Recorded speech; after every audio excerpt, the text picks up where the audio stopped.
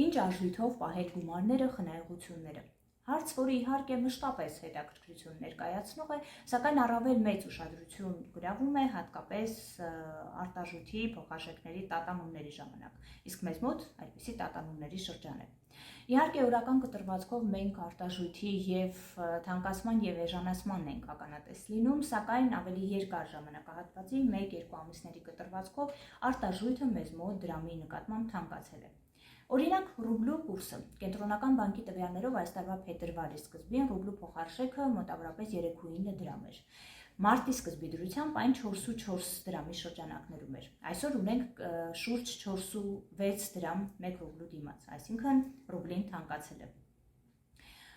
Ի վերջո, պատասխանելու համար, թե ինչ արտարժույթով պահել գումարները, պետք է հասկանալ, թե ինչ գործոններով են պայմանավորված այդ փոփոխությունները եւ հետեւաբար ինչ սպասել ապագայում։ Գործոնների մասին դրանք մեկը չեն, մի քանիսն են։ Նախ առաջին հերթին շուկայում արտարժույթի հարաբերակցությունը։ Եվ իհարկե մեր հայացքը արտաքին առևտրաշրջանառությանն է, մասնավորապես արտահանման տեմպերի էական կրճատմանը, որին ականատեսն ենք այս տարվա առաջին ամիսներին։ Իսկ արտահանումն այն ուղղությունն է, որով առավելապես պայմանավորվում են դեպի տնտեսություն, դեպի երկիր արտարժութային հոսքերը։ Այդ տեմպերի արտահանման մասին է խոսքը, դրանց կրճատումը իհարկե կրճատում է արտարժութային հոսքերը եւ հետեւաբար դրանց փոխարժեքները թանկացնում, բարձրացնում շուկայում։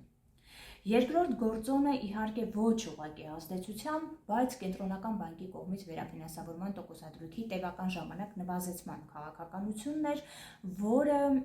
ոչ այնքան արտարժույթի թանկացման, որքան անուղղակի կերպով դրամի էժանացման ուրեմն հետևանքն է, որպես այդպեսին թողնում եւ ձևավորում։ Եվ ի վերջո աշխարհաքաղաքական զարգացումներ, Ռուսաստան, Միացյալ Նահանգներ հնարավոր համագործակցություն, ռուս-ուկրաինական պատերազմի հնարավոր հանգուցալուծում, դրա շուրջ ձևավորված սպասումներ, որոնք իհարկե իրենց ուղղակի եւ անուղղակի ազդեցությունը ֆինանսական շուկաների, տնտեսական շուկաների վրա ունենում են եւ հաշվի առնելով ֆինանսական շուկաների բավական զգայունությունը, իր բոլոր ատրիբուտներով, այդ թվում նույն արտարժույթի տատանումներով, իհարկե դրանց դրսևորումներին ականատես ենք լինում։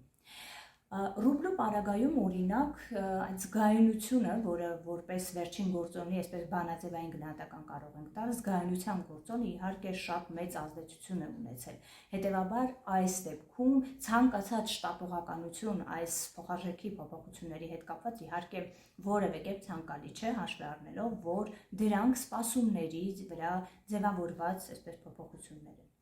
Ընդհանուր առմամբ արտահանման գործոնով պայմանավորված արտարժույթի թանկացումը մեզ մոտ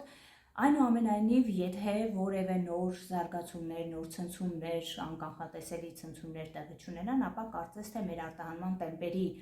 կրճատումը գոնե առաջիկայում կամ առնվազն արտահանման կտրուկ աճ, այսպես սպասելի չէ, հետևաբար այդ իմաստով այդ գործոնը արտարժույթի թանկացման տեսքով իհարկե կշարունակի ազդեցություն ունենալ։